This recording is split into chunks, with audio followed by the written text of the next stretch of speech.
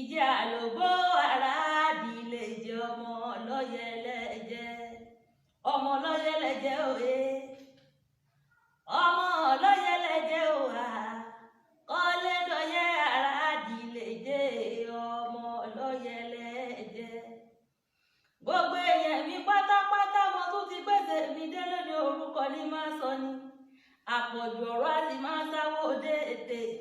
torí ibi tá a rí là á béèrè ibi tá a rí là á béèrè wò bóbìnrin sapẹtẹ mọ jẹ́ ọkọ rẹ̀ á béèrè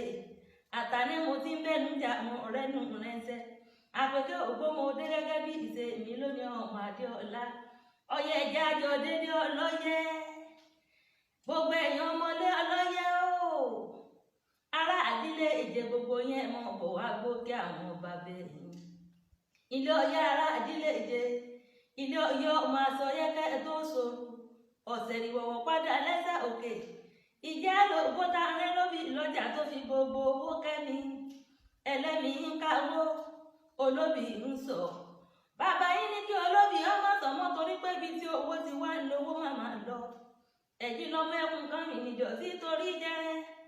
ọmọ ẹkùn kan mi níjọ sí jẹ ẹkùn jẹdùn bọ̀gẹ̀bọ̀lẹ̀ ọ̀yọ́ ni yín tẹ gbárù ẹkùn mú ní zóńzórí ó ní ọyẹ́ ní ẹmọ́ ṣáájú wọ́n ní ẹ má fàwọ̀ bàbá ọmọ kéni ni ẹ sì bọ́lọ̀ kẹ́yìn kẹ́ ẹ má fàwọ̀ bàbá ọmọ kéni ni torí láàrin gbọ̀ngàn láwọ̀ ẹkùn bàbá ọmọ kúkú gbé ìjà àlòbó ọmọ ẹkùn níbà ilé ọyọ́ máa sọ yẹ́kẹ́ tó só ìjọ ọlọ́lá ọyẹ́jù máa rọ̀kún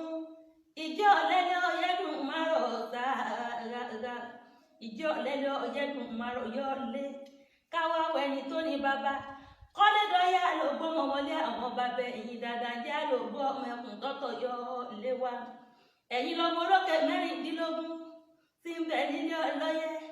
mẹ́rin àdúróbọ mẹ́rin àbẹ̀rẹ̀bọ mẹ́rin àkúnlẹ̀bọ mẹ́rin tó kù ní bàbá yín fi ń sọyẹ lẹ́tún fi ń sọrù ìjẹ́ àlòbó ọmọ ẹkùn tọ́tọ̀ yọ lé wa ẹ̀yìn lọ́mọ olóbì